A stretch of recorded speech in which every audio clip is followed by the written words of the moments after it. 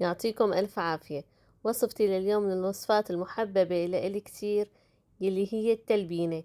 ويمكن كتير منكم أول مرة بيسمع بهي الوصفة يلي ذكرها الرسول صلى الله عليه وسلم: التلبينة مجمة لفؤاد المريض تذهب ببعض الحزن. بالرغم من مكوناتها البسيطة إلا أنه فوائدها كتير عالية، وخاصة للناس اللي بتعاني من القلب والكوليسترول والضغط، أو للناس اللي عندها اكتئاب وحالتها النفسية سيئة كتير، بتهدي الأعصاب وبتريحها. حتى الناس اللي متبعة حمية ونظام غذائي فيها تدخل هالوصفة ضمن نظامها الغذائي. يلا خلينا ننزل على التعليقات ونصلي على الرسول لتصل الوصفة لأكبر قدر ممكن، وناخد الأجر والثواب أنا وأنتو. ولو كنتوا أول مرة بتشوفوا قناتي اشتركوا بالقناة. والتلبينة هي مطحون حبة الشعير كاملة مع قشرها، موجود عند أي عطار. فيكم تاخدوه مطحون أو تاخدوه حبة كاملة وتطحنوه. يلا بسم الله نبدأ بطريقة التحضير. لتحضير التلبينة بحتاج كوب من طحين الشعير، وبنفس الكوب بحتاج كوبين من المي. وبالنسبة للطحين أو الدقيق ما بتستبدلوا بأي نوع تاني، لا حصرا لازم يكون طحين الشعير. هلأ على البارد بضيف المي وبضيف الطحين عليهم وبحركهم على البارد، وبعدين برفعهم على النار. وكتير ضروري قبل ما ترفعيها على النار انك تحركي المكونات وتمزجيها مع بعضها كتير منيح حتى ما تجبل معك ويصير فيها تكتلات. هلا بعد ما حركتهم منيح على البارد راح ارفعهم على النار، ومع استمرار التحريك بضل حركهم حتى يبلشوا يغلوا، والنار متوسطة لا كتير عالية ولا هادية.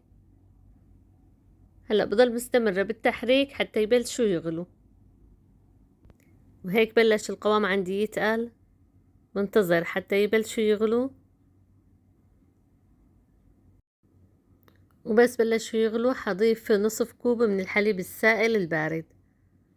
هلأ بحركهم منيح لتختلط المكونات كلها مع بعض، وبستمر بالتحريك حتى يرجعوا يغلوا.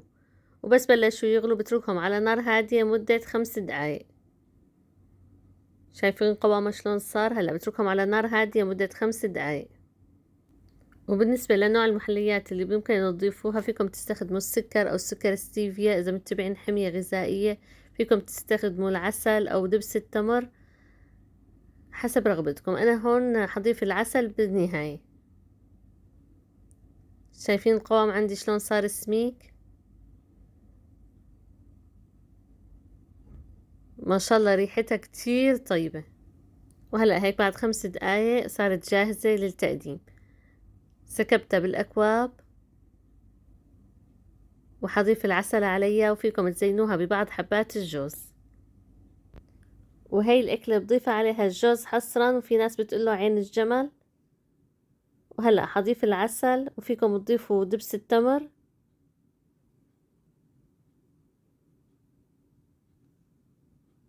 بتمنى منكم تبحثوا عن فوائد هاي الوصفة وتعتمدوها بنظامكم الغذائي. وصفة كتير مفيدة للأطفال وللكبار. وبالنسبة لدقيق الشعير بنعمل بأكتر من وصفة وكتير طيب بالشوربة. إن شاء الله بنزل لكم الوصفة بالفيديوهات الجاية، وممكن استخدمه بعمل الخبز أو المعمول. إن شاء الله بنزل لكم الوصفات بالفيديوهات القادمة.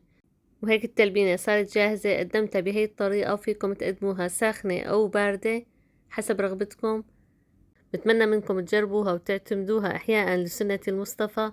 وإذا عجبتكم الوصفة لليوم لا تنسوا اللايك والاشتراك وتفعيل زر الجرس، وتشاركوا الفيديو